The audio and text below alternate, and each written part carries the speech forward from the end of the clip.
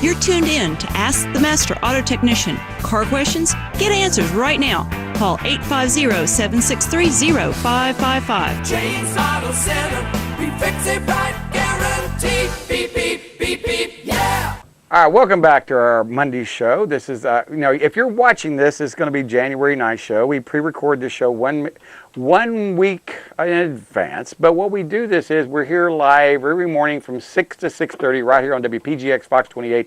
And this morning I've got Scott Hobbs calling all the way from Mr. Rooter. Either he's at Mr. Rooter or on his way to Mr. Rooter. How are we doing this morning, Scott? I'm great. How are you? How was the holidays for you? The holidays were wonderful. I need to get back to work to get some rest. I worked so hard around the house. I really need to get back and when it's you know how it is. All those honeydews you got to do. You got to make sure that my wife worked on the toilets this weekend. She did maintenance on toilets. Oh wow. Yeah, we're hiring. Yeah. We're hiring.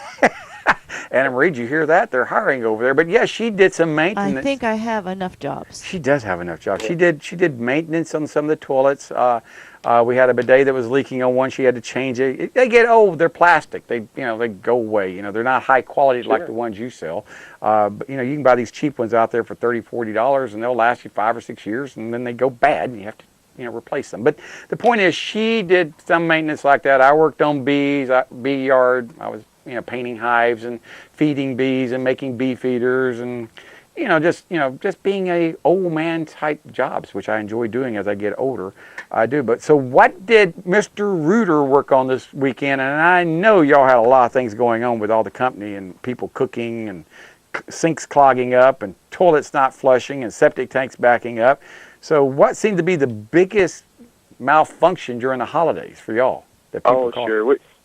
Folks kind of step back from the projects and the remodels and the things like that, and we really deal with a lot of emergencies this time of the year, and it's either going to be completely whole house stoppage, or it's going to be kitchen sink drains. We get lots of kitchen sink drain stoppages. They get overused, overtaxed, and the company puts things down them they shouldn't put down them. And of course, water heaters. With some of these cold snaps we've been having here and there, water heaters really fail during those times, and of course, that's something we should be thinking about here soon is, coming up into these colder months is being prepared for cold weather. Right. Very important. Most people aren't prepared for cold weather. If you even these backflow valves and every, that you see in front of every business in Bay County, they're exposed they're not wrapped. And if people don't wrap those, you and I both know they do freeze and they do break, and those are not cheap to replace. They're very expensive. They're not. They sure aren't. And they spend a lot of water. If they break, they leak water, and you'll have a $300 or $400 water bill before you know it. Sure. You'll go buy a business and one that has cracked and it's freezing, and it'll look like a big, huge icicle in front of the business. And I'm looking at it going for every minute that thing's running, their water bill's getting higher and higher, and that could have been avoided by doing preventive maintenance by wrapping that pipe. But you told me that every 2 years they're supposed to be inspected, or is it every year, or what is the rules on that? Do you remember? Well, it's different. Municipalities have different regulations, and it is either annual or every 2 years. But here's the other thing that folks don't realize is every time you work on one of those or there's maintenance done on one of those, they require you to have it certified again. So if you take it apart and fix it or do something with it, it has to be certified again. It has to. The city needs to know that it works, so you're not potentially contaminating, the water source. Well, what's the statute of limitations on that?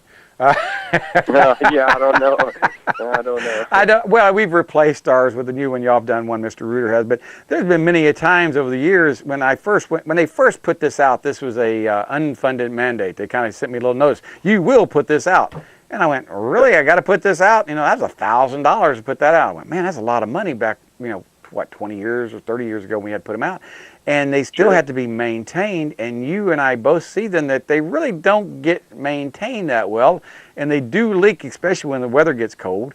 And I really think that city water with all the chlorine in it and all the things inside it really cause these things to leak. Sure. And just like your toilet flappers, the same material in the toilet flappers are inside these backflow valves, and they don't last forever.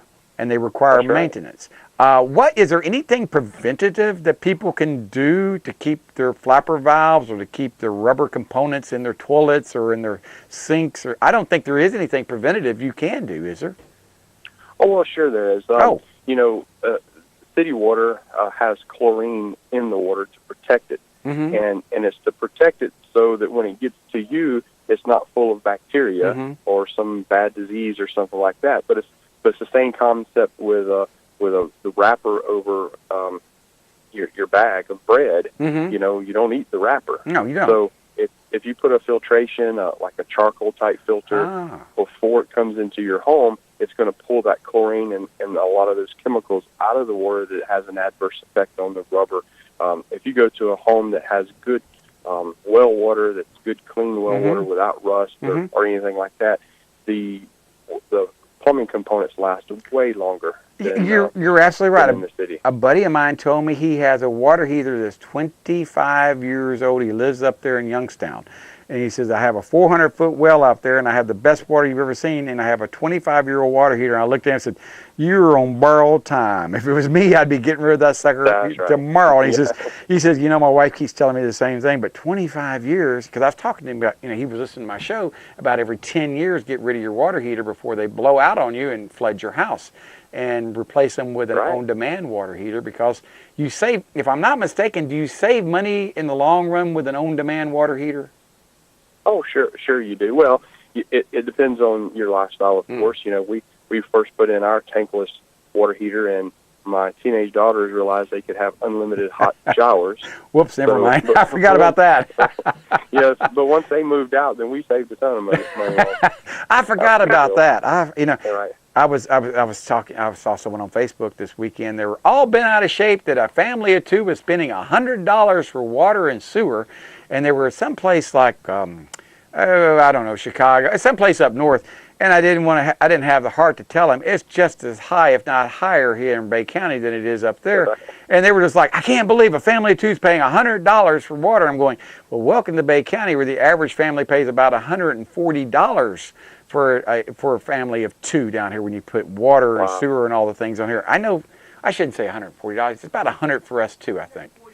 140 for four, my wife says, excuse me. But still, it's rather, it does get up. But I know for us, it's about $100 a month. But preventive maintenance, you say, for the rubber components after the water gets into the house would be to put a filtration system that has not a salt filtration system, but a charcoal filtration system. Is that the difference? Sure. The charcoal takes out the chlorine and the taste and the odor, and some of the, you know, chemicals that are in the water. And of course, you can get extremely elaborate and make it just H2O when it's at your source, if you really want to spend the money to do that. But that's the best thing to do is figure out how to get the chemicals out that is causing the rubber components to go bad. All right. Well, what about these? We have that's maybe one of the reasons things go bad in my house. We have a saltwater conditioner. You know, that it uses salt that we put into it. Does that harder on piping in a house than not having it? Well, I think probably not if it's dialed in correctly and the salt content is good. If your salt content was too high, of course, it's going to have an adverse effect. And something else to consider is the salt content at any level, if you're on septic, is going to have an adverse effect on the bacteria that's in your septic system that's supposed to be there to operate the septic system correctly. Didn't think about that. Sure. I do know that one of the things I think about, which I'm so glad I don't have a septic system, is the use of people using Clorox or to wash their clothes. And maybe I'm using the wrong term, bleach. They wash their clothes with it, and and they don't think twice about it. But if it goes into that gray water goes into the septic tank, it will actually cause problems with their septic tank. Maybe not today, but down the road, because it kills the good bacteria, if I understand correctly. And that's right. Even if you just use it minimally to clean your sinks or to clean your bathroom or toilet, it doesn't take but a teaspoon or so to do a lot of damage to the bacteria that's inside the septic tank. So that makes good sense on that part. Right. You add that to the antibacterial soaps that folks are using or the gels, And you also think about somebody that's on a lot of antibiotics, Oh, and they pass through their system and go into the septic system. It's all killing bacteria. I never would have thought about, but ended up, antibiotics. I never would have thought about it. I know that when you're on antibiotics, you have to take yogurt to replenish the good ones that have been killed in your intestinal tract. So you have to eat yogurt to make sure you stay healthy. But I guess you need yogurt for your septic tanks, which would be that BioChoice, would be the equivalent to yogurt, right. And that's where you need. That's right. That's a probiotic for your plumbing system.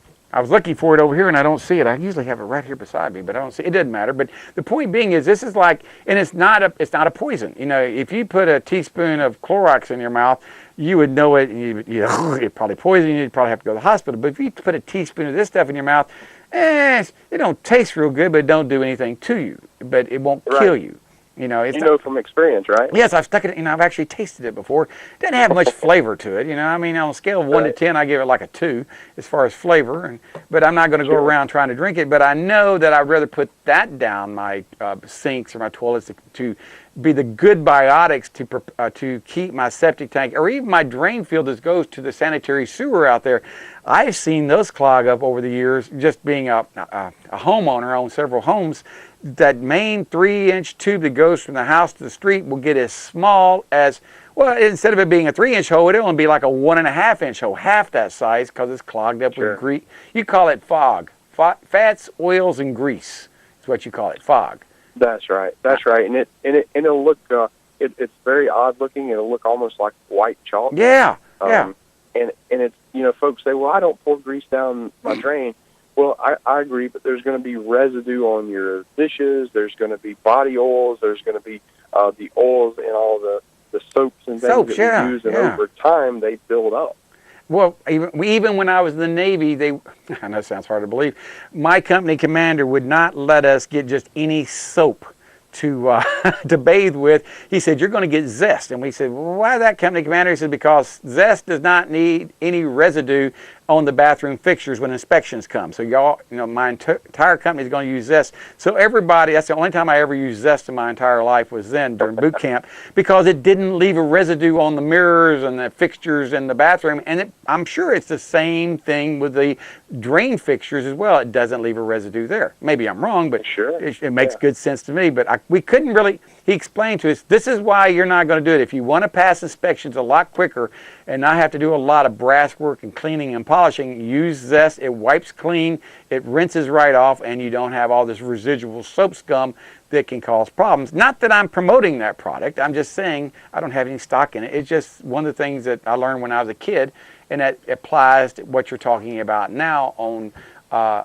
sewers or septic tanks, that all that oil and all that grease and all those soaps leave a residue, which can cost you a lot of money and time. Hey, I really want to thank you for being on here, Scott. We're up against the clock. They can reach you at 763-2001, and I know you are hiring. And we are hiring. I'm going to send my wife down there.